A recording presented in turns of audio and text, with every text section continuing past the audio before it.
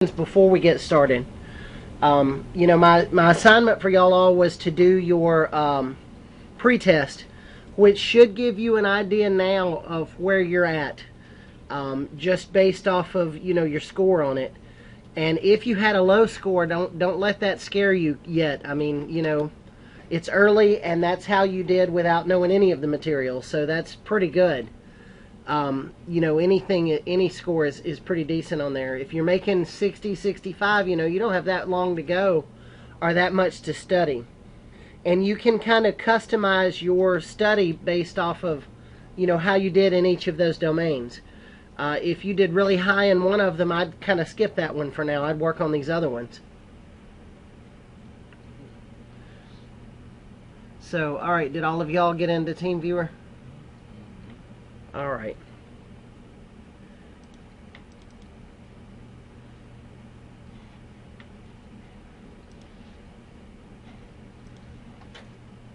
Now, is how we did on the pretest any kind of indication on how we would do? How you did on the pretest can, if you were to go do it right now, that's close to the score you would make, that percentage. Okay, cool. So that's designed to kind of just give you a starting point. Yeah. Which is one of the reasons I do like the exam cram software. I think it really helps people who are trying to certify in something to know where they're at. Okay. But yeah, even if you made a low score, that doesn't necessarily mean that you should worry yet, because you're going to have the next several weeks to do more questions and catch up. I heard some of you mention something about printers. Yes, there's an amazing amount of information on different types of printers on this test. One question I remember specifically in the 702 test was they're describing a problem a printer's having, and they want you to remember the process a laser printer goes through, and they tell you what's happening, and they want you to know what piece is not working. And I don't remember exactly how the question's worded, but I think the fuser was what was not working, because from what they tell you, they say the paper's coming out, and as soon as I pick it up, the ink falls off of it. So from that, and when we get to that, you'll know. Was that on? Yeah, that's a question on the test. Pretty much worded the same. So, all right. So this is actually chapter 0, and I'm going to go through this very quickly. This is only 16 slides. Most of you already are going to know this stuff, but this is to basically why to certify. Who's your instructor? Y'all know me at this point. A+ is the entry-level certification, but it is one of the most recognizable ones.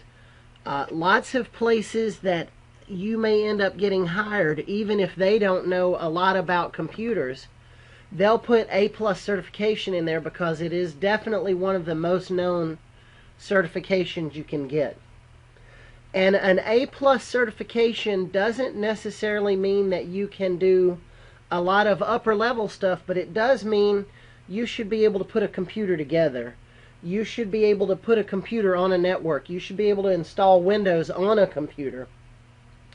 You should be able to put a webcam on one for somebody and know how to download drivers and things like that. And for most of you guys, especially, y'all have been doing computer stuff for a while. A lot of that stuff is things that you already do. The key to the A+ certification is learning the way they want you to do something, and knowing the way that they, their troubleshooting process, for example. And then finally there is a section on customer relationship. A lot of people that get A+, especially if they get it right out of high school or right out of an associate's degree, they will get it so they can get an entry-level job at somewhere like Fix My PC or Best Buy or one of those places. So having, customer skills and a little bit of that is important. I tell people, like, one of the differences in people like that and your network people is that A+ people need to know how to talk to normal individuals. Because somebody's going to come in and they're not going to know what a virus is, and they're not going to know what's wrong with their computer. And they're going to be frustrated, and part of your job, at that level of certification is to be the interface between the network guys and the normal public. Especially when you start talking about Cisco people. They don't speak a language that's even really English for the most part. So being able to, go between the two, go between customers and such, and computer people is an important thing. Certification definitely differentiates you from people who don't have it. And that is important now because so many people are looking for work.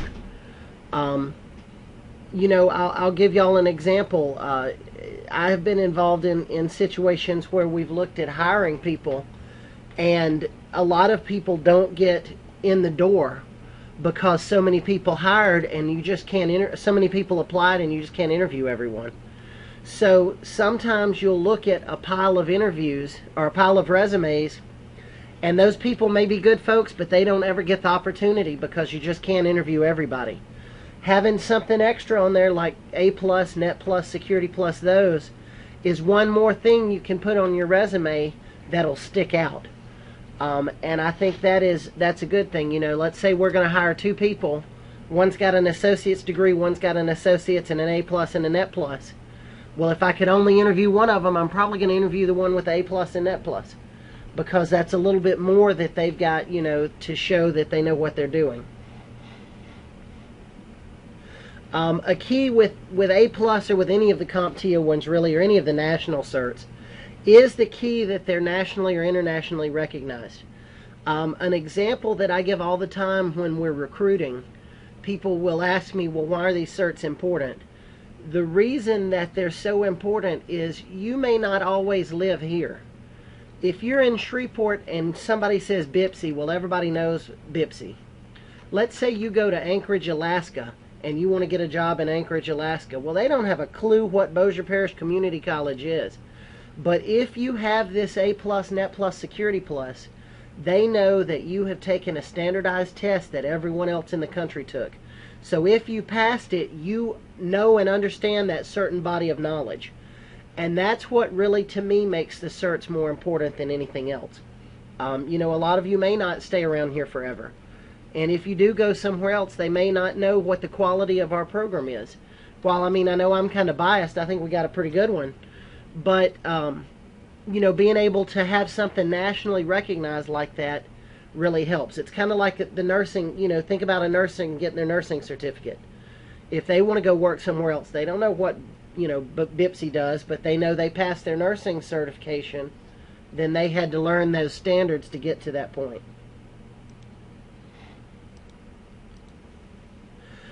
So this test requires two exams, a 220-701 and a 702. You are given 90 minutes for each 100-question test. On the 701, you need a 675 out of 900. On the 702, you need a 700 out of 900. Y'all will be taking the 2009 exam. Y'all will actually be one of the last groups that takes the 701 and 702. They are soon rolling out an 801 and an 802. I don't honestly know what all is going to be different in it. They haven't told me yet. I'll get the list of objectives the day they actually roll out the test. And that new rollout is scheduled in January. Here is the good thing.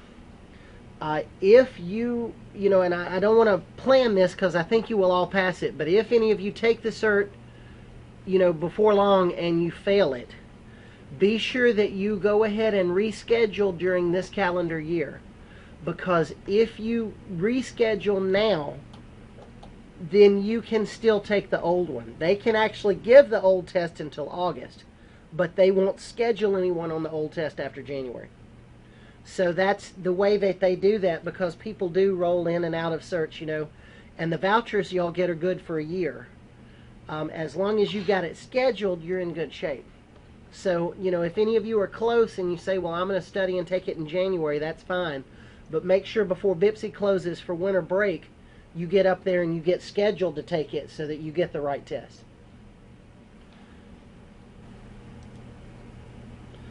Okay, how to get the most out of this course. Pay attention, attend class, whatever.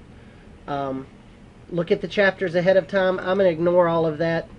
One of the best ways to study, in my opinion, for this is to, listen to the lectures, and I'll give y'all knowledge to go on it, but work on that exam cram, because those questions and answers are going to be very close to what you see on the test. Don't try to memorize the question and answers, because that may throw you off, because they may change things on the actual test. But if you have the gist of how those are set up, then you'll do pretty well on the test. People who have in the past studied with exam cram, and have put a lot of time into it, generally do well on the test. If you get to where you're consecutively making an 83 to 85 or so on the simulated exams, and on the questions you're getting in exam cram, you can feel pretty confident that you're going to do okay on the test.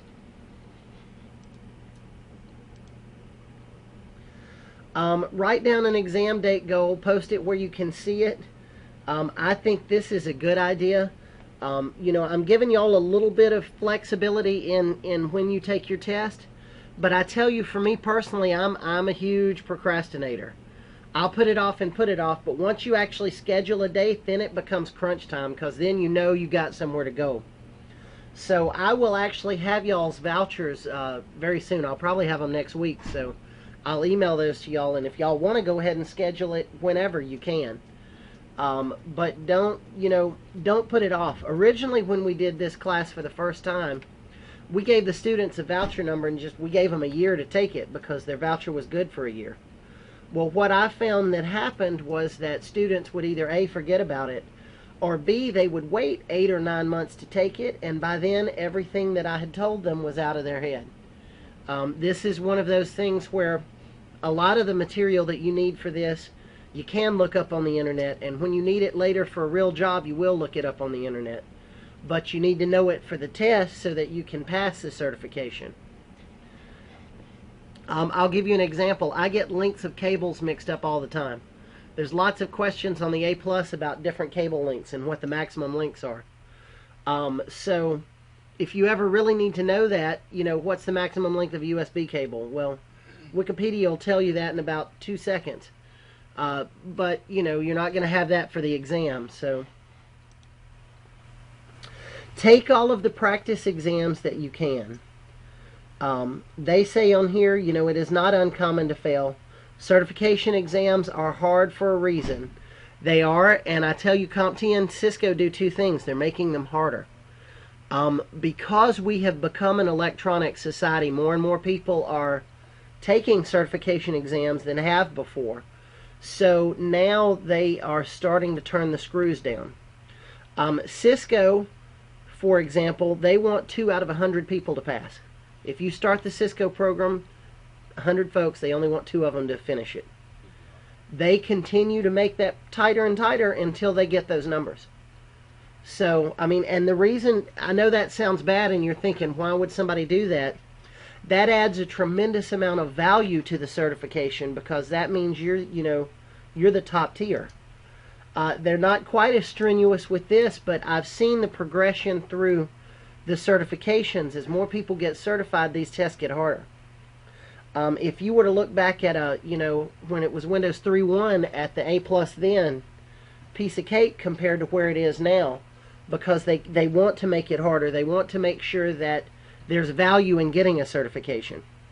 If it were as easy as just, a simple test and everybody could get it, then it wouldn't have value, because, oh, well, I'm A+ certified. Well, so is everybody else in the state of Louisiana.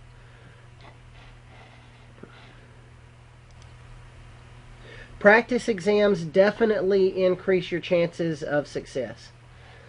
They say an average exam score of 93 or better on 3 or more exams suggests you're ready. I don't think it has to be quite that high, but if it's 93 or better, I can almost absolutely guarantee that you'll pass the certification. So you don't have to worry about paying for it, because that is already included in the cost of the class for y'all. And we do have a testing center at BIPSI, so you'll all be taking it there. Something that they don't say in here, but I suggest, and I do leave this up to y'all when you schedule for it, Because the A plus is 2 tests and not 1 test, you will have to schedule 2 testing times. I prefer back-to-back. If you do back-to-back and you don't need the entire time for the first one, Lynn Brown, our testing coordinator, she'll let you have about 5 minutes to go get a Coke, water, cigarette, whatever, and then come back in and take the other one. So if you schedule, 2 to 4 and 4 to 6, she won't make you wait until 4 to start the next one if you finish the first one. Some people prefer to do one day and one the next. It is completely up to y'all. Do the one in 1 hour, do you get 3 hours for the second? Unfortunately, no. Question was just asking here, if you do one in 1 hour, do you get 3 for the next one? No. Your timer restarts at that 90 minutes whenever you start the next one. Lynn is also very good at being able to move things around. So, I told y'all you have to let them know 24 hours in advance. There is one single out on that. If you take the first part and fail it, you can move the voucher, you can remove it for the second one. So if you take 701 and you don't pass it, but you're close, you can wait on taking 702 because you have to pass 701 to take 702. You know right away? You do know right away. As soon as you hit the button, you know before the next one starts if you passed it or not. So if, I think you will all do well, but if you choose to schedule them back to back and you don't pass that first one, don't flip out thinking, oh, I've lost the money on both certs, because you haven't. What you can do is, wait till you're going to take the next one and you'll have to buy the first one, but you can still use your voucher for your second one. So, we do as much as we can within the constraints that CompTIA puts on us to make sure that, y'all do pass. A+ certification is highly prized. That is a quick rundown of Chapter 0. Are there any questions y'all have on that? I mean, a lot of that material, like I said, is things you already know. You're all in this because you want to get your A+ certification, so I don't really have to explain to you why to do it. Well, all right, let's go ahead and jump into our first chapter, Chapter 1.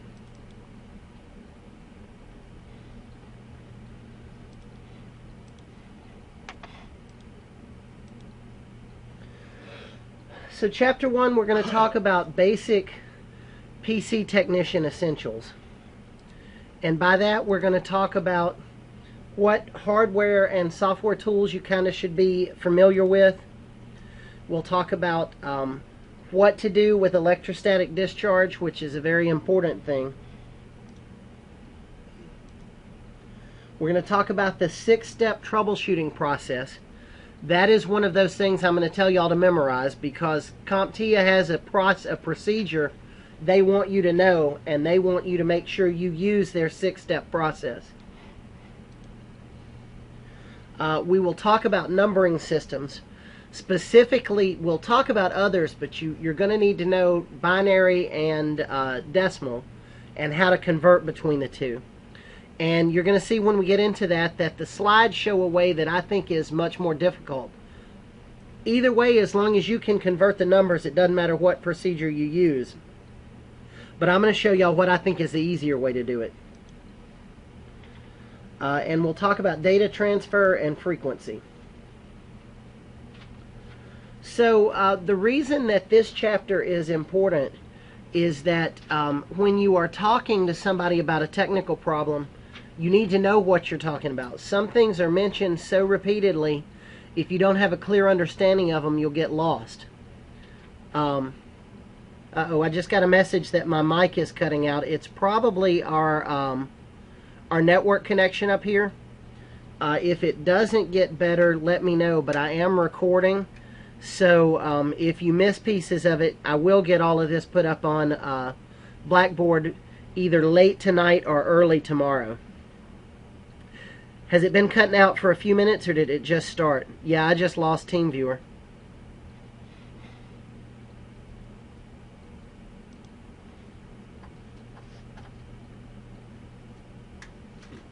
I said you are dead right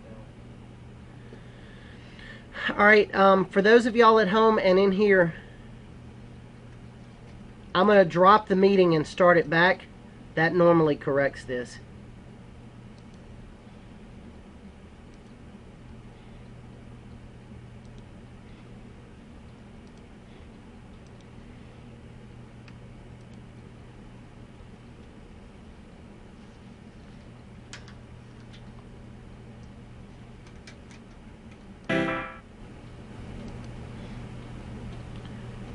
All right, I have started back. I hope this is a little bit better.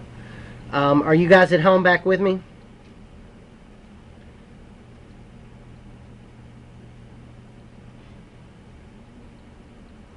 Connection was lost trying to reconnect.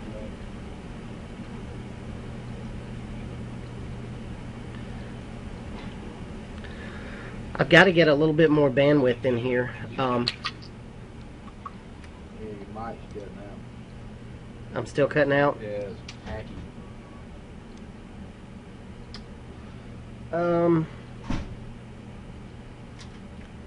Yeah, I've got a thing on my screen that says connection was lost. Back in, but still cutting out. Okay. All right, you guys at home, I hope that it'll be good enough that you can hear it, or it'll get a little better. If you miss it, I will get all of these put up. I want to go ahead and do them so that we don't get too far behind. I am working on trying to get us some more bandwidth in here. Right now, what we have in this lab over here at Barksdale is just commodity cable. We don't have enough bandwidth to really handle a lot of connections. And I've noticed a few more problems. Y'all are actually the largest class I've had using TeamViewer. 11 of y'all is the most we've ever had on it. So it's, to be a free product, it's not bad, but it's not quite everything I want it to be. I've looked at Ustream and some other things like that, and you know, it may be before this class is over I give y'all something new to try. Help me close them and I'll just look at somebody else. Do what now? Would it help to close it down? One? And the two of us look on somebody else. Y'all could try that. That may not hurt. All right, so if you guys at home heard that, I've got the people in here. Well, I know a lot of y'all have never been to my lab here at Barksdale, but I don't have a projector in here, so the folks in the class are actually using it too. A couple of them are going to shut down and kind of watch with each other and see if that helps a little bit.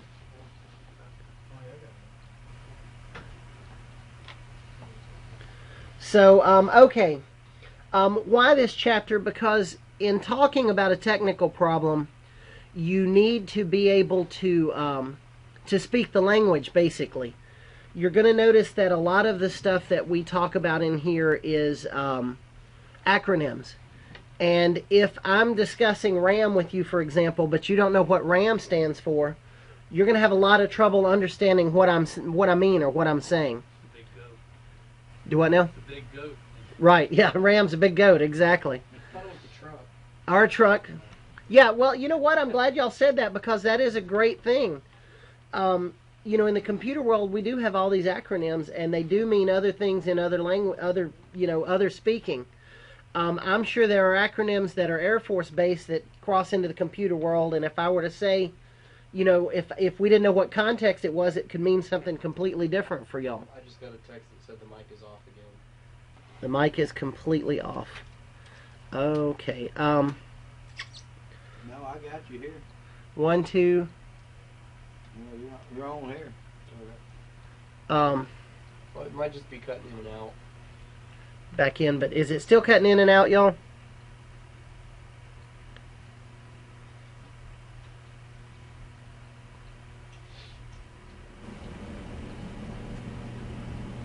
A little bit, but not too bad. All right. We'll just go with it and do the best we can for this time. I have an idea I'll try on Tuesday. I will bring my iPad and I'll actually do the audio on it, so I'm using 2 different devices, and we'll see if that works a little better. Or it may actually just be the audio on this computer. Let me see if I've got a mic in here anywhere. You know, One of these has actually got, yeah, there it is. It's next to you. Hand me that set of headphones. That one. Yeah, that one's actually got a mic on it. Yeah. I bet if you brought a projector in here, we wouldn't all be using TeamViewer. It would probably help, yeah. Smart TV. The YouTube video was really good, somebody said, okay. Well, that's what I'm going to post of this, and that's being recorded locally, so I don't think there's going to be any trouble with it.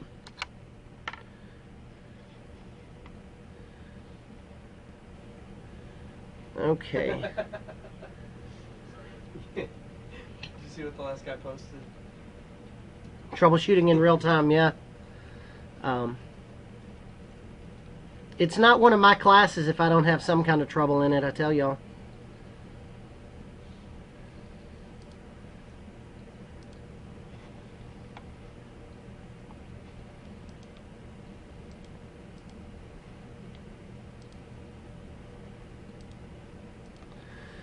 One, two. All right, this is actually with the audio on one of these headsets in the classroom. Is that any better for you guys at home? Or do y'all even notice a difference?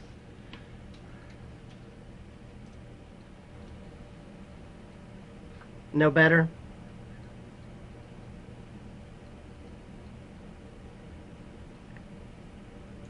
Okay, yeah, well that means it's definitely not the... I'm going to switch it back. That's telling me then it's not the headphones, it's just actually the connection.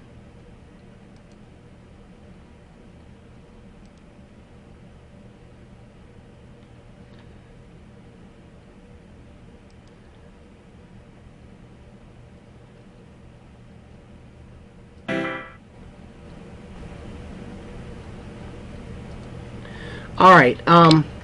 Well, we will go on, and if you guys at home lose it, or if the connection drops and you can't get in, just watch those YouTube videos, because I will get them all put up either late tonight or tomorrow. It takes my old laptop about 40 minutes to crunch one of those videos from Camtasia down into YouTube. So it may be late tonight, but still, you know, it'll give y'all something to go with. So, one thing that you will need... Tell Barksdale to quit landing planes. Yeah, they're going to get right on that for me. One thing that you will use if you start doing this stuff for a living with A+ certification specifically, you'll need a good PC toolkit. And you can buy one pre-made or you can put your own together. I have a toolbox that came from Walmart, just a little, you know, $9 one, and I call that my PC toolbox. I put stuff in it that I specifically use to work on computers, and not much else. And things that it'll have, of course, are a set of screwdrivers, a Phillips, and a flathead, but also because things in computers are small, something that's good to put in it's a jeweler's set. You might also want a torque and a hex driver, which those are good for taking apart things that they don't really want everybody to take apart. Part of, you know, doing this stuff is learning about it and playing around with it. If you've got an old hard drive around your house that doesn't work at all, you kind of want to learn how a hard drive works, get you a Torx and a hex driver and take a hard drive apart. I've seen lots of little projects where you can take the platy out and make a clock out of it if you want to. A parts retrieval claw is something good to have, because if you are, you know, all thumbs like I am, you will inevitably drop a screw down into the middle of the computer somewhere that will be very difficult to reach. Having something like that, a hemostat clamp to get it out, is very good. Needle nose pliers are not bad to have in there. I don't have a magnifier in mine because I've never used that, but I do keep a flashlight in it. And then something you can have, if you know, if you do this a lot more, is put you a continuity test in there, an ohm meter. The point of this is you can go out and buy a kit with all this in it, but you don't have to spend that much money on it. You can get a kit put together for pretty reasonable. I put one together, and I've got up there at BIPSI for the 8-week class. When it's face-to-face, I've got an old machine up there I let them take apart. And its parts, almost everything that's in it came from Dollar Tree. You know, I found sets of screwdrivers for $1 and a little jeweler set. And now, granted, they're not the best in the world, but they're $1, so if students lose them or break them, I'm not, you know, worried so much about it.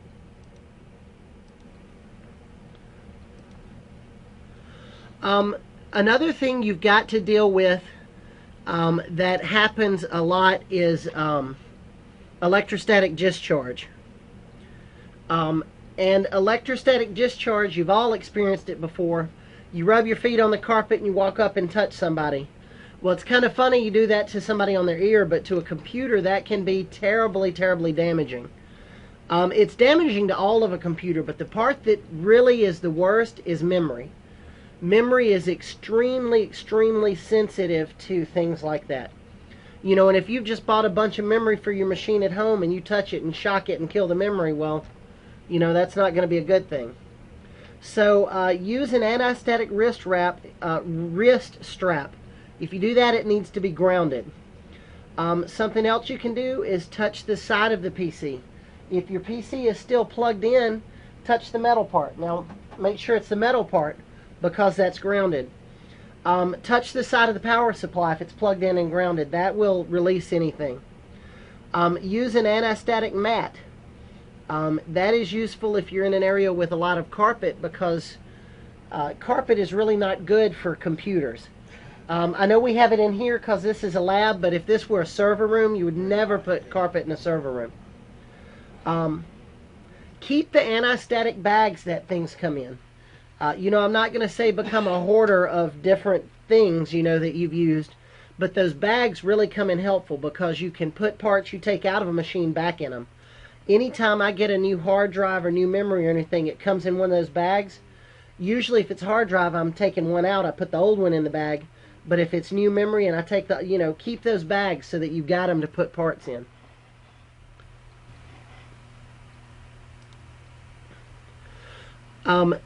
CompTIA has what they want you to know as a 6-step troubleshooting process. And we go into detail in the next chapter on the process. But you're going to get questions on the A+ about the process. And they want you to know in order. The questions that typically come from this section are things where they will tell you a scenario and they'll tell you what's been tried and they want you to tell them what the next step in the troubleshooting process would be.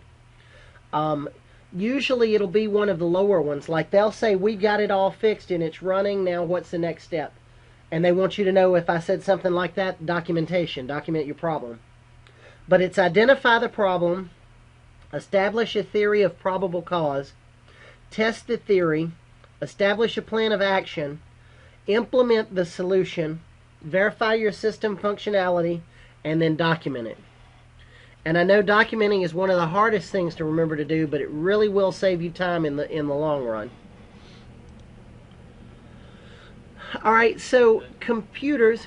That's really critical when you have several people working on the same problem. Very true. Somebody in class just mentioned if you have more than one person working on the problem, documentation is more critical. And that is very, very true. Because if you don't document it and somebody else is working on it, they may not know that you fixed it. Another reason to document, this is my reason for documenting more than anything. You're going to run into that problem again, and it may be 5 years from now. You're not going to remember what you did. My first simple documentation at one of my first jobs was just a notepad file of things I had figured out that fixed problems that I ran into. You know, and then when I ran into them again, I could just search that notepad file and, you know, find it. Keywords. Yeah, now they've got lots of, if you work in a big shop especially, you're going to have probably a ticketing system. Yes. That's going to set all that up and make a knowledge base for you. But even if you don't have that, you can make your own. Make a Word file with stuff in it that'll help you. Yeah, I used to have open ticket. I would leave, you know, all the information before I left it today, where I left it. Right, so you know where you are. Yeah, because it may not be you that does it the next day. And the other thing that I do, this is just a personal thing, but you never know when drivers on the internet are going to disappear. I have a folder on my computer of drivers, and it's basically got every driver for every device I've ever had at my house in it. And that may seem like overkill, but storage is cheap and easy these days. And you never know when a company's going to go belly up and their website will go down. That happened to a friend of mine. It was a webcam back when webcams used to actually be expensive. Site, you know, whoever made the webcam went belly up, and then you could no longer get drivers on the internet. So, you know, if you've got those downloaded somewhere, you don't have to rely on the network. Especially download the network drivers, because you never know if you're going to reinstall something that you can get on the network to download them. Numbering systems are important to know, and there are several numbering systems, but the ones that you've got to be concerned with are decimal, binary, and hexadecimal. And I like the way that they say why these are good. Decimal is what we're all used to, 10-digit. Humans like it. We have 10 fingers. That is actually where that came from. Binary, computers love binary. Binary 0 and 1. And the reason computers understand it, it really is amazing to me how a computer operates. You know, we're doing all of this. I know we're having a few problems with audio at home from bandwidth, but absolutely everything that is around us right now all boils down to a 0 or a 1. Computer doesn't do anything else but 0 and 1. And it's crazy to me how they can do all that they can do just by knowing 0 and 1. Really fast. Very, very fast, exactly. Makes them look smart. And then we've got hexadecimal. Hexadecimal is base 16. And since we don't have number symbols for 16, we use the first letters of the alphabet. A hexadecimal address will have 0 through 9 or A through F. And their reason is that programmers like this because it makes them feel smarter than everyone else. Plus, it takes up less space than binary. It does take up less space than binary. In fact, we don't talk but just a tiny bit about it, but you know, IPv6 addresses are hexadecimal. And that reason is because a 128-bit binary address would be very long to write. So I'm not going to go too much into the way that they do the numbering system. I'm going to show y'all a way that I think is easier.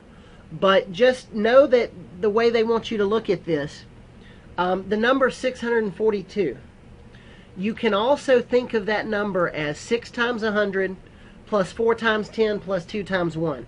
Because those are the place values for that number. The ones, the tens, and the hundreds. Here they're showing that that's the position. You know, 2 is the first, 4 is the second, 6 is the third. In binary, you have the same thing. The placeholders, 1, 2, 3, and 4, they show it using values of squares or cubes of 2, different exponents of 2. Now I'm going to show y'all what I think is a much easier way to do this. And for those of you at home, I just put this in Blackboard.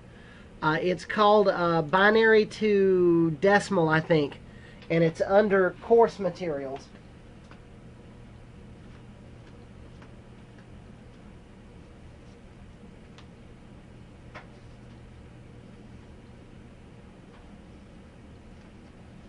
And my printer quit printing. I've got 3 of these.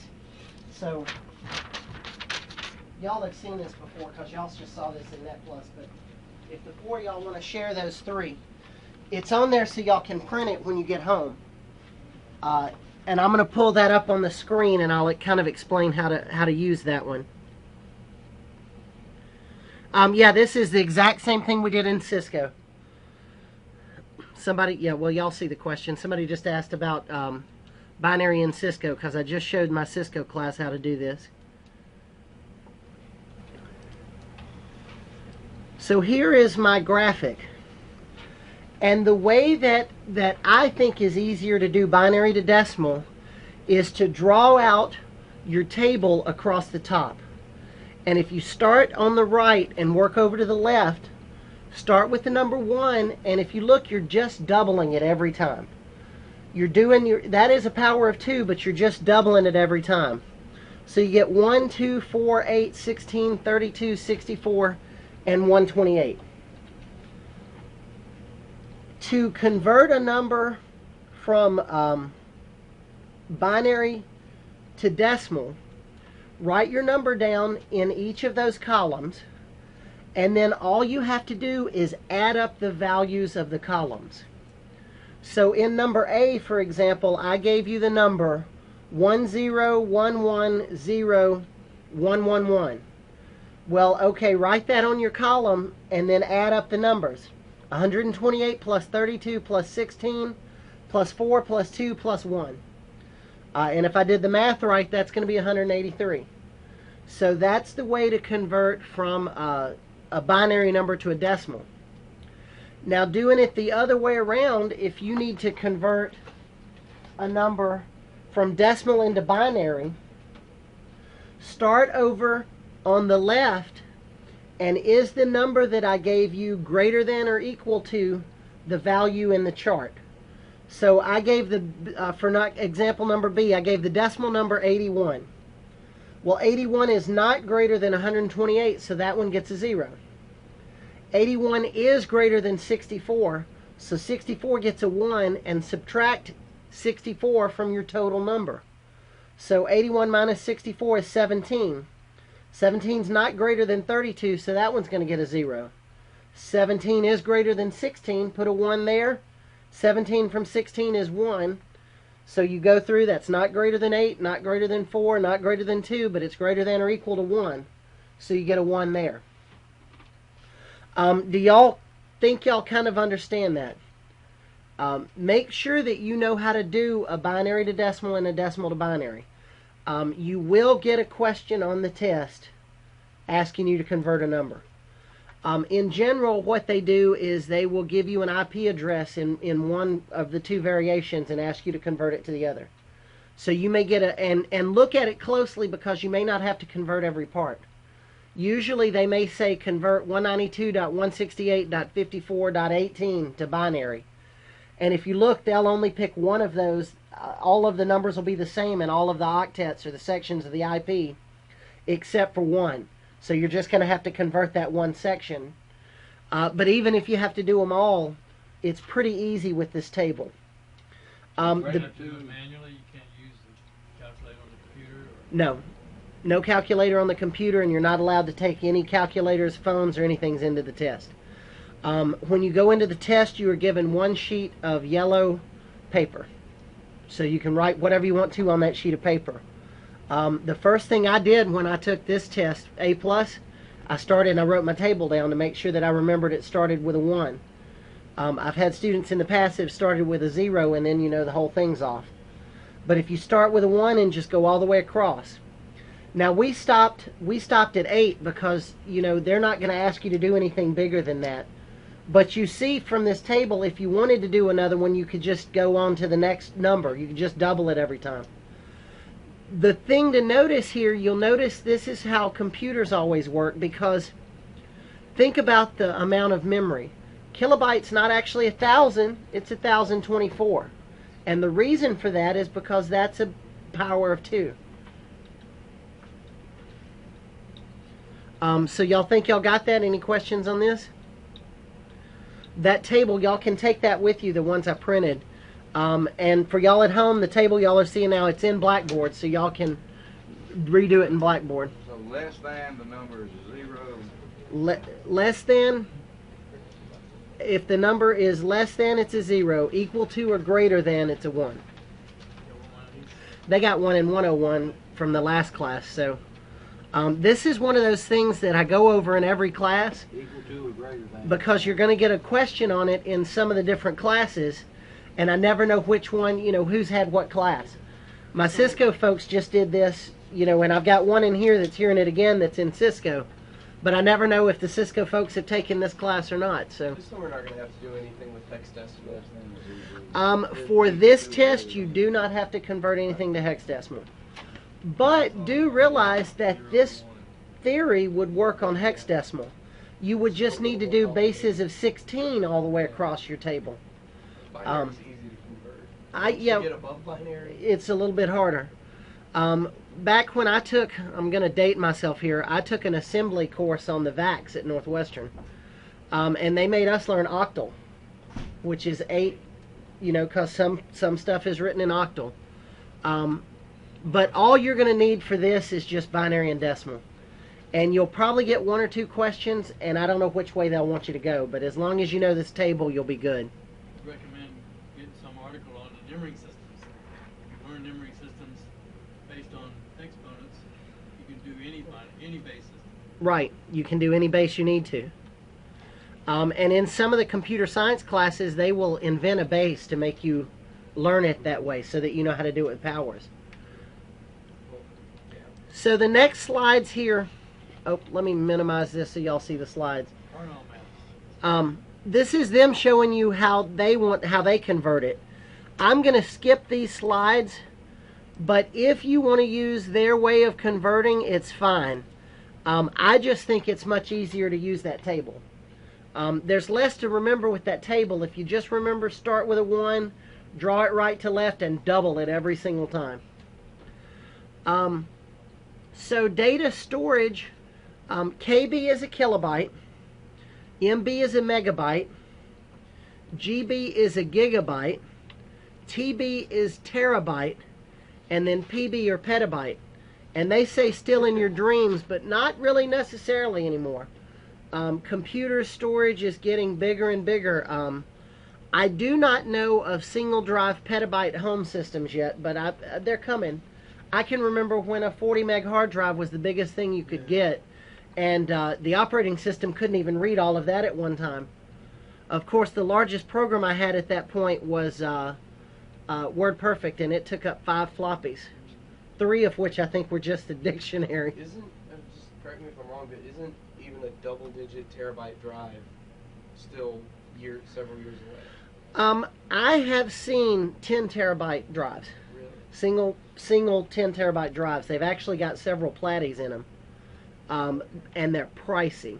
Yeah, I bet. What is coming up now, in my opinion, with data storage is solid state. Yeah. Solid state keeps getting cheaper and cheaper, and I think very soon we're going to be at the point where solid state and drives actually, cross. Okay. And you cannot beat the speed of a solid state drive. But don't they wear out faster? Or is that not It's- as true as It is considered? kind of true, but people don't keep computers that long anymore. Okay. Yes, if you were to unplug a solid state drive, and leave it put up for years and years, the data will eventually go away because it does have a battery that keeps the data on there. But most people don't do that. If you need something long term, even today, most long term backup storage is still tape. You can't beat putting stuff on a tape and putting it in a vault somewhere. I just bought a small one for my home machine. I bought a 90 gigabyte one because I couldn't afford a big one. And I put the operating system for my machine on the 90 gig. And then I'm using my 2 terabyte drives that I had in a RAID 0 for my data. And it amazed me how much that sped my machine up. I can go from cold to booted and in Windows in 16 seconds. So they're so much faster. For laptops, that's where they're really going to come in because there's no moving parts. I had a MacBook Air over at LSUS, and it had a 40 gig solid state in it. And we paid $3,000 extra for that 40 gig solid state. But the battery on that MacBook Air was 6.5 hours. And with it running, I could just pick it up and shake it, and there was no fear of anything hurting it because there was nothing in it that was moving. Other than the fans moving, there were no moving parts in the machine. Okay, so data storage, they want you to notice the difference in decimal and binary based off numbers. And this is one of those areas where sometimes a manufacturer will sell you something as something, but it's not necessarily what you get. If you go out and buy a 160 gig hard drive, they're going to sell you one that in decimal is 160 billion bytes. You plug that sucker in when you get home, and what you find out is it's actually 149.01 gig hard drive because of binary and decimal.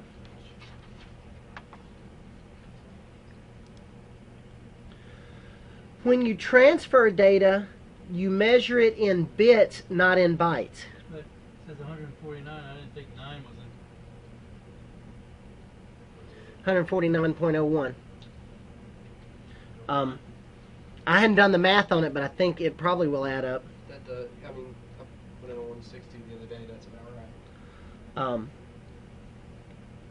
So a lowercase b means bits and an uppercase b means bytes. Now, just know this, and also know that in the real world, people don't write it that way. But, you know, technically, if you're going to write something to true spec, and you're going to do it within the standard, a lowercase b is a bit and an uppercase is bytes. So you need to be able to translate between the two. They give an example. USB has a theoretical maximum of 480 megabytes or million bits per second. How long would it take to transfer a 480 meg file?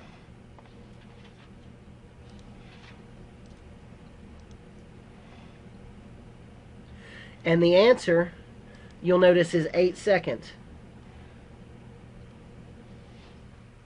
And the reason is there's 8 bits in a byte.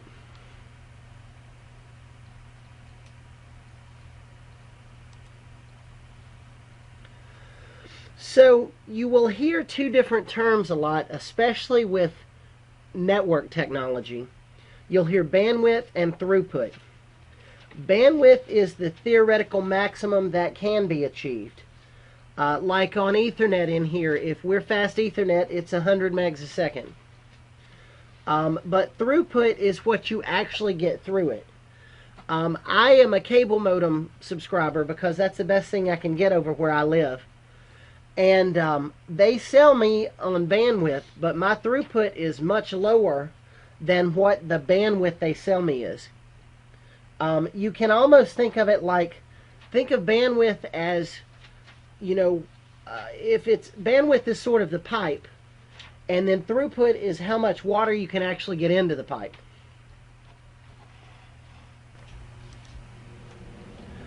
With processors, they're measured in hertz. And a hertz is 1 cycle. And that is the amount of time to get from a 0 to a 1 or a 1 to 0. It's how fast you can toggle the numbers, basically. Older processors used megahertz. I'll give you an example of how far computers have come. My Commodore 64 in 1984 had a 0.5 megahertz processor, and that was pretty fast then. Now we measure everything in gigahertz. It's not uncommon to have a 3.2 or a 3.6 gigahertz processor. The more cycles per second, the greater the energy used and the more heat that's produced. And heat is a problem for computers, you're going to see. So clock speed and frequency and hertz are all basically the same thing. And they want to point out here that even though we say clock speed, and I say that all the time, everybody does, it's kind of a misnomer because there's really no movement. There's not a speed as you would think of like speed in a car. So the proper thing to actually say is frequency. To deliver data from the memory to the CPU frequency must be synchronized with the motherboard. This means that the CPU must be divisible by the motherboard's bus frequency. For example, a 2.4 gigahertz using a 400 megabit hertz bus, the clock multiplier would be a factor of 6. So, Chapter 1, quick rundown, basic tools, know what's available. Electrostatic discharge, you got to deal with ESD.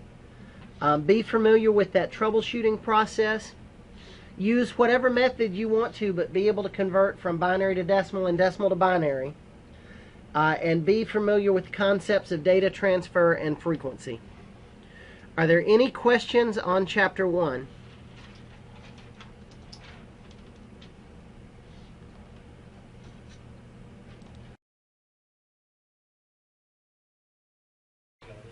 Chapter 2 is going to be about PC anatomy. And we're going to talk about the components of a PC, motherboards, video cards, all sorts of goodies like this, and how to identify them.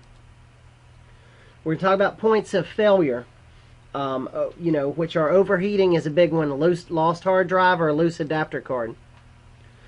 We're going to talk about the differences in hardware, software, and firmware, and it's important that you know which piece is which so you know the differences in them. And then we're going to talk about working inside of your PC, specifically how to do it safely.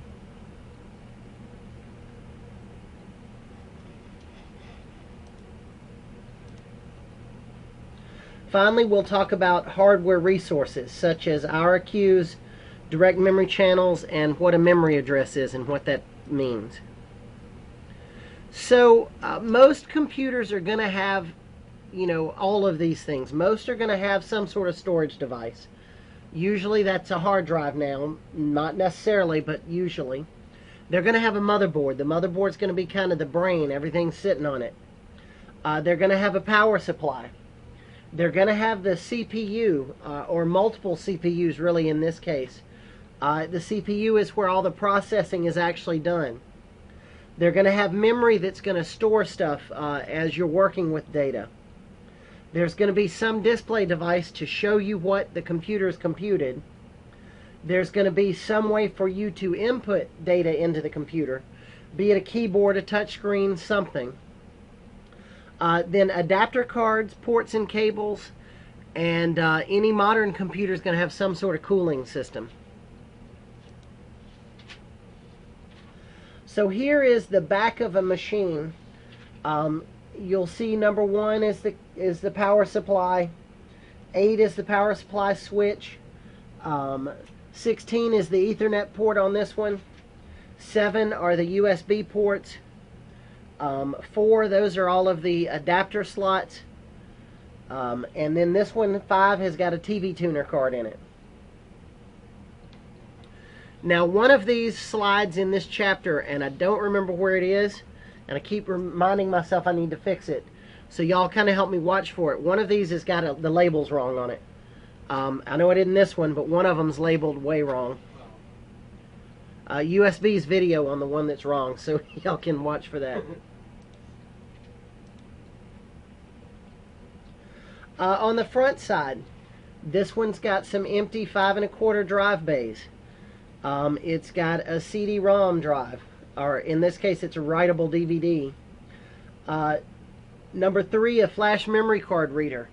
The last machine I built, I put one of those in it instead of a floppy drive. There's just no reason for a floppy anymore. But most are going to have that 3.5-inch bay that you could put a floppy drive in. So I think whoever decided to make a memory card reader to fit in that slot, that was a really good idea. Mine looks almost exactly like that one, actually. It's got 2 USBs on it. And then the rest was extra places for different types of memory. So if somebody brings a camera over, I can read it. Or if I want to take the chip out of my phone and put it in the computer, I can do that. On the front of this one also, number 10, is a FireWire port. Does anybody use FireWire anymore? FireWire is still used by Macs for video editing. You still have some video cameras that use FireWire, but that's about it.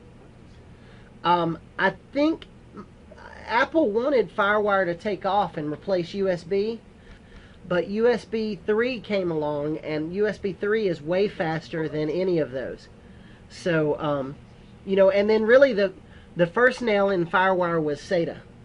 SATA came along and started killing it, and then USB 3 just put it out. So here we got inside. This is a clean inside of a computer. Usually they're not this clean. 1 is the power supply, 2 is the case fan, 7 is the power cable to the motherboard. This one has got IDE drive bays, 3.5 and 5 1/4.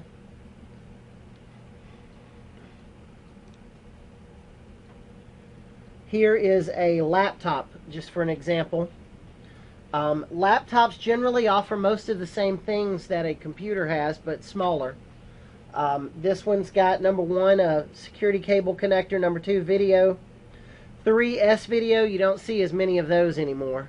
DVI has basically replaced all of that, or HDMI. It's got an Ethernet, which is number 4. This one's still got a modem in it. Those are not as common anymore. And number 7 on this one, that's the one that's wrong. 7's not a headphone jack. 9 and 7 are mixed up. Maybe it was this slide I was talking about. But 9 is an express card. Well, 7 is an express card slot. You don't see those on laptops very much anymore either. And the reason for that is USB. USB has basically replaced almost every connection on a laptop, with the exception of, speakers and video and Ethernet. Points of failure on a computer, whether it be a laptop or a desktop, are basically the same. Overheating is a big problem. If the fan fails, you can have some trouble. The fan on the processor especially. Some have a fan on their north bridge, and we'll talk about what the north and the south bridges are in a minute. Most modern video cards have fans on them as well, because the video cards are running just as fast as the processors. A loose peripheral card can be a point of failure. If a card's not plugged all the way in or it becomes loose, the card will not work, but it could short the system out altogether. Loose memory can prevent the computer from even booting up at all. Drive failures are probably the most common thing. And this is why, I can't stress it enough, back up the stuff that's really important to you. If you look at the data that I have a tremendous amount of space, but less than 5 gigs of it is truly the critical stuff to me. The documents I've written, like the grades for these classes, all of that. So find you some way to back up the stuff that's really important to you. What I use is a program called Dropbox. I back it up to the cloud, and every Word document I've typed or anything like that, when I add a grade to something, it's all in my Dropbox. So if I lose this computer or my computer at home dies, I've got that stuff. The other thing I like about Dropbox is the sync ability for it. If I make a change to a file here, it's going to make that change at Bipsy. It's going to make it at home. It's going to make it in my cloud storage. So it makes it everywhere. It really makes it nice to be able to work on stuff. And the front panel can fail. The lights can burn out, or something may not be plugged in. Battery failure and BIOS chip failure are two others. They're not as common anymore, but they can happen. So hardware is basically the components that you touch. Often sources of failure in hardware are loose connections, physical damage, electrical damage. Software is basically the drivers or the programs that run the hardware. Typical software, the operating system itself, Word, or whatever Office program. Protocols that transmit the data over the network, that's types of software. And commands that control the system. So when you're working... What is firmware? I think we come to firmware in a minute, but if we don't, I'll just go ahead and mention it. Firmware is a program that is on the motherboard itself, usually, that is just enough of a program for it to know how to boot up to load software off of a hard drive.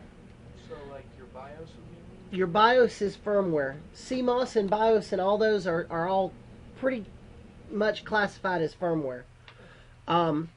It's usually just it's a tiny program that just boots the computer enough to know how to read the first sector of the hard drive. Okay. Which that's why on the first sector of your hard drive is your master boot record.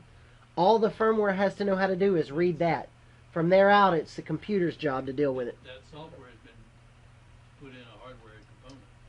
That software has been put in a hardware component, exactly. Well, it's firmware. It's not really soft. It's not really hard. Right. Sometimes it's changed. The old ones, they burn diodes out, make it a 1 or a 0. Yeah, you used to, and now you can update that in some instances. In the old ones, you had to take the chip out and put a new one in to change it. So when you're working inside of a PC, some common things are going to be replacing a power supply, upgrading the memory. That's the most common thing I think people open a machine for now, or upgrading a hard drive. Maybe you're going to put another video card in. If you've got one, maybe you're going to do Crossfire and have a couple. Installing USB support, not really so much anymore, because I don't really know that you can even buy a machine without some USB support on it. So hardwares use what is called an IRQ, or an interrupt request, to let the CPU know that it has something that needs to be processed.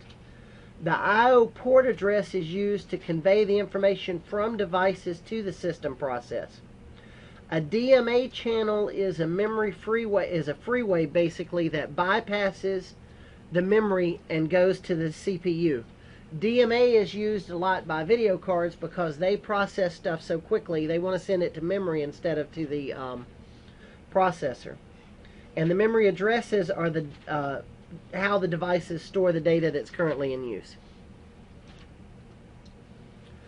Hardware inputs, a keyboard, a mouse, voice recognition, a game controller. An output might be a monitor or speakers. And some devices do both. You know, nowadays you can get a touchscreen monitor, so it is an input and an output device. Now, you know, I took this test long before y'all did, but when I got it, I got a list of things, and they wanted me to pick which one was not an input device, because they wanted me to be sure that I knew the difference in the two. I don't look for y'all to get anything like that because those lines are so blurred now. Take a printer. Most people at home have got a printer, scanner, copier kind of thing. It's an input when you're scanning, it's an output when you're printing. So, you know, the lines are blurred.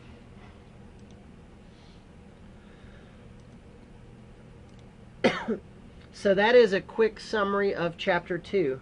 Wow. Yeah, these are shorter than A+, than Net Plus. Yeah, oh God, yeah. Yeah, those 70 slide chapters. Yeah. All right, we did that one in 12 minutes, so I'm not going to actually break the file. I'm going to do 2 and 3 together. I've forgotten these first ones go a lot smoother. You're just doing 1 through 3 tonight, correct? Yeah, Oh, okay. we're going to stop after 3. I know they're shorter, but we're starting to get into where the acronyms and all come in.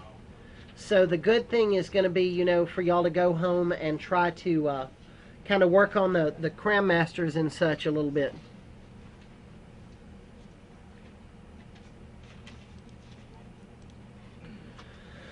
All right, so Chapter 3, we're going to start talking about motherboards, processors, and adapters.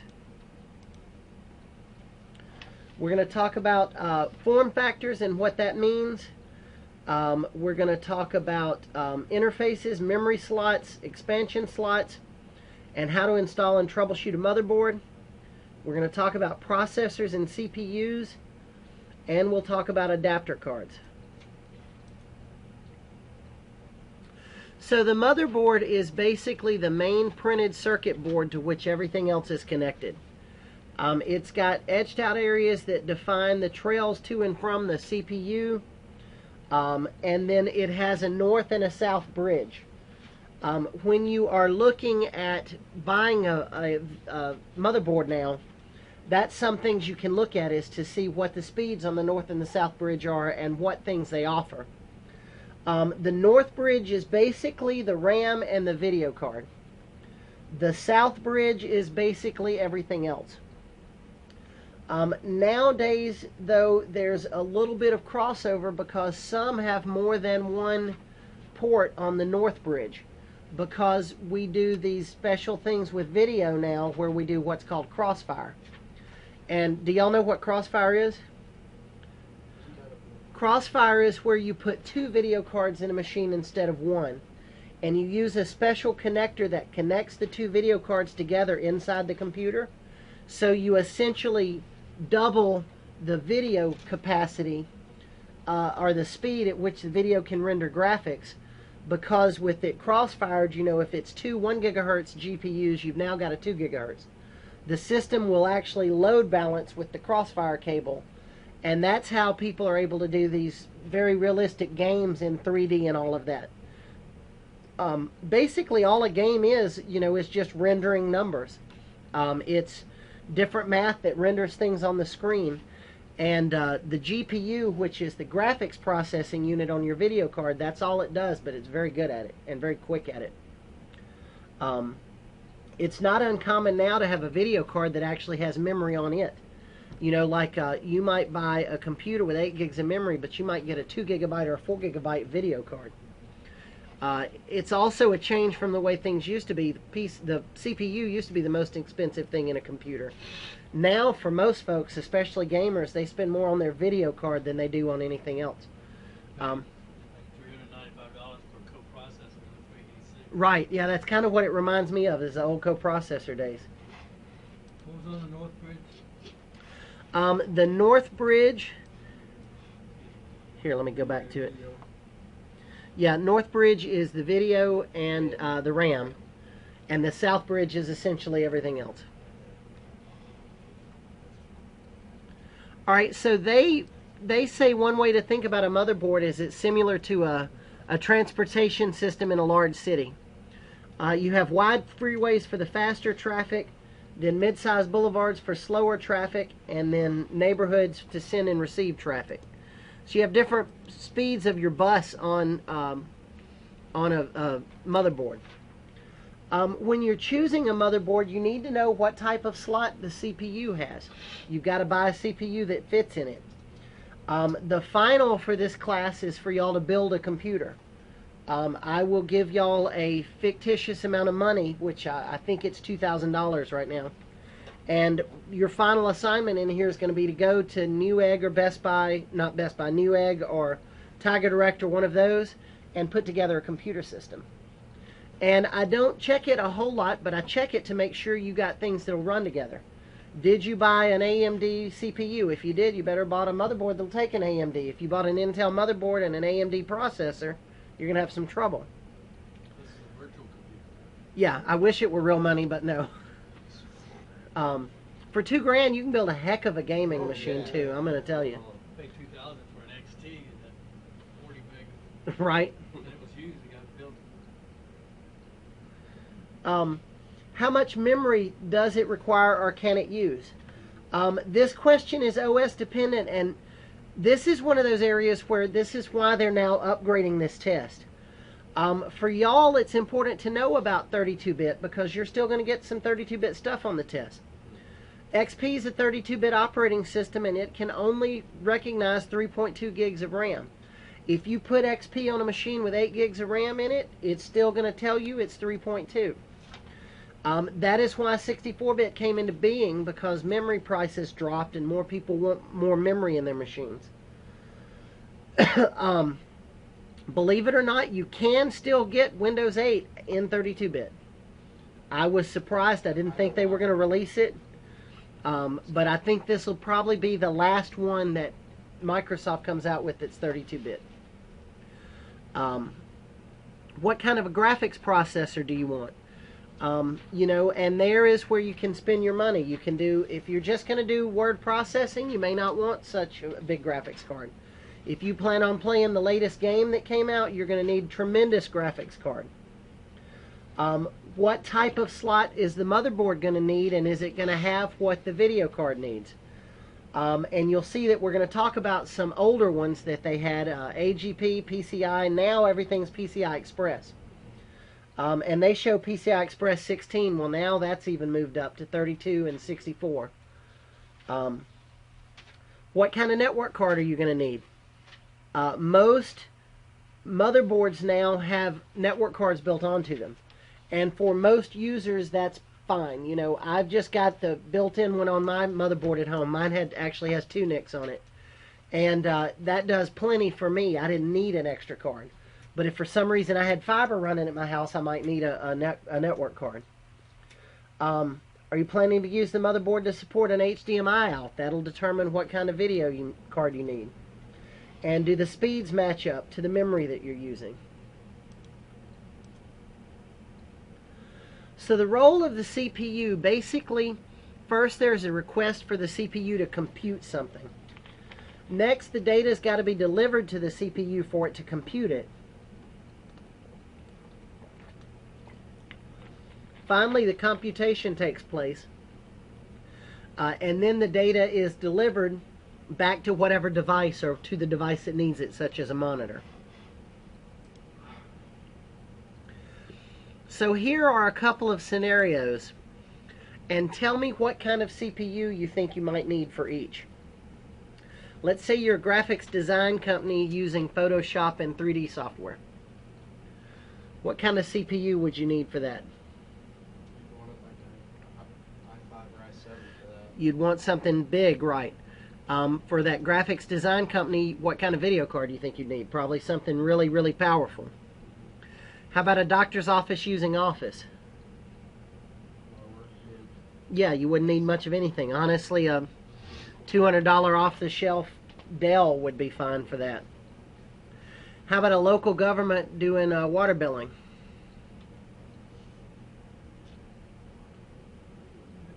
Probably not a whole lot for that one either. Now, how about this last one, a database environment with 5,000 users on it? Multiple i7s. Yeah, you're going to need a big machine for that. And with databases, memory is the key. You're going to want tremendous amounts of memory in your machine. So the point of this slide really is just, they want you to stop and think about who the users are going to be when you buy a machine. You know, if you're buying something for you, your needs are going to be different than if you buy it for an office that's using Word, or if you're buying it for a graphics company, or, you know, whatever. So RAM is the random access memory, and there are different numbers of slots on different motherboards. Typically, motherboards have 4.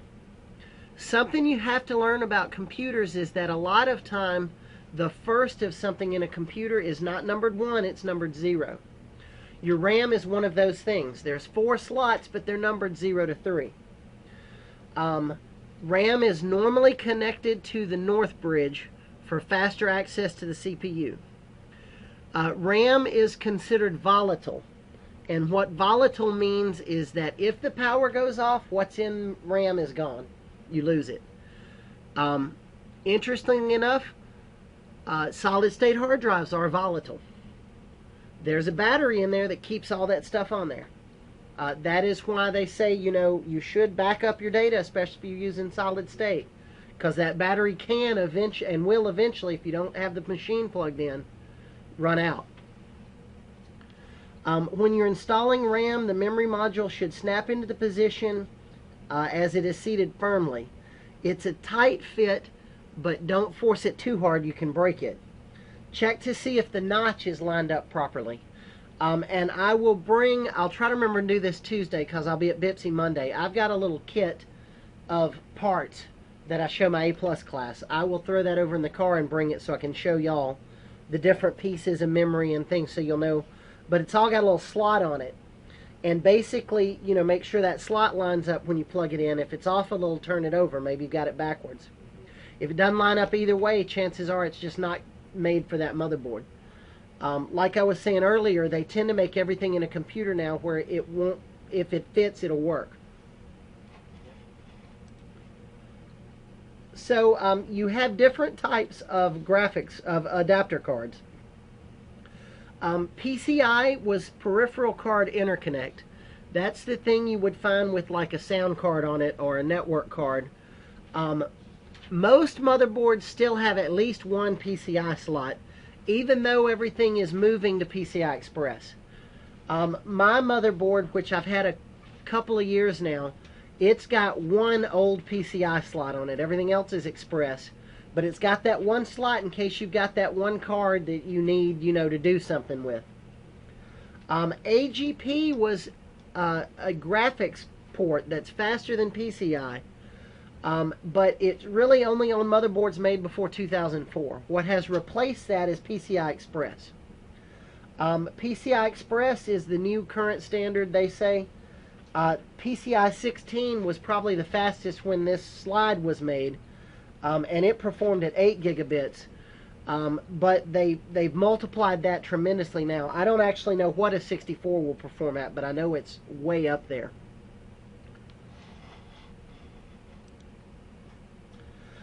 Remember to avoid electrostatic discharge. Make sure you touch the side of that case, or put on a wrist strap. Cards should fit in the slot, but use gentle rocking rather than brute force. If you push that card down too hard, you can break some of the leads on the bottom of the motherboard. What happens more often than that, if you push too hard, you might push it down enough that you move the screws that your motherboard's in there and you short the whole thing out. That happened to me with back in the 386, 486 days. You know, with the big motherboards, you didn't get everything just right, you know, and you turn it on and it wouldn't work. And luckily I never fried anything, but you had to turn it off and figure out what screw it was. And then usually you ended up just taking that screw out and hoping everything would stay where it was. Make sure that you attach the device to the card that it's made for. If it's a network card, make sure you plug it in, you know, plug in the antenna. If it's printer, if it's a parallel port, you probably had to use that one PCI slot to put a parallel port on your machine. You know, everything else, USB speakers, make sure you plug your speakers into the right plugs. So, the troubleshooting of an adapter card. If the system doesn't recognize the card, is it plug and play or is it properly seated? Almost all modern cards are going to be plug and play. You will not run into anything, and I don't think you'll get questions on the test about cards that are not. But in the old days, you had to set everything, and it was a series of jumpers that you had to move. Do y'all all know what a jumper is? What about you guys at home? Do y'all know what a jumper is? Yeah, I'm testing y'all to see if you're still listening to me.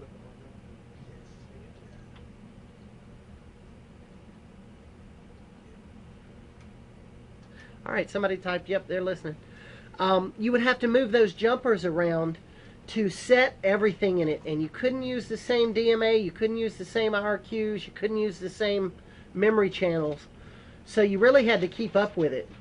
And you also had to keep your documentation, because you may not know which jumpers you got to move if you got to move stuff around. It was a lot harder to deal with. Plug and play came around, and now you just plug it in and it finds a spot and it works. Something else on here: if the card does not perform beyond a basic level, check the website for driver updates. That is very important with video. Video uses what is called standard VGA to display, so that when you put a new video card in, no matter what driver's on the computer, you'll get a display.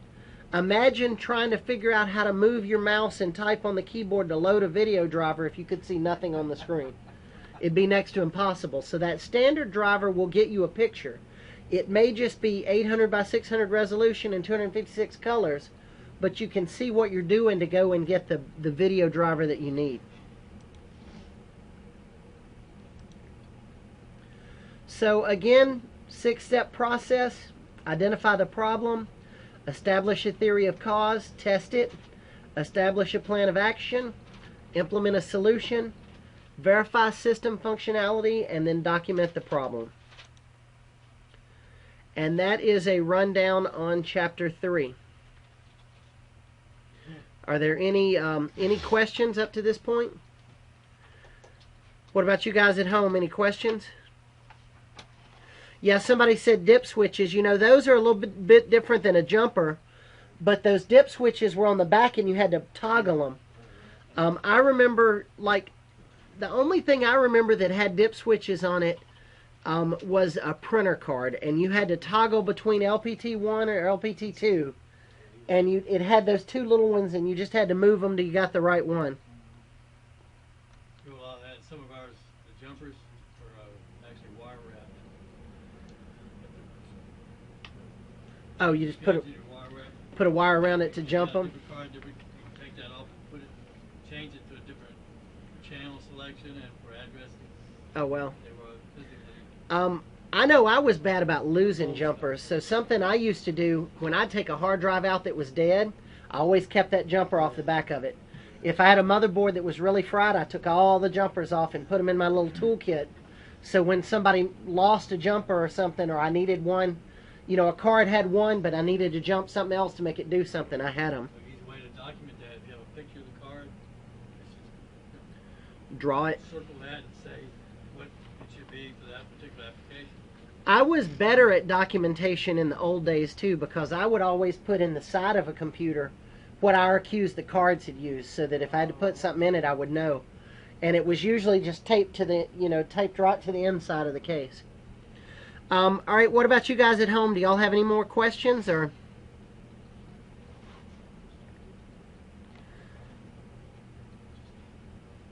All right, let me stop the video. I will get this put up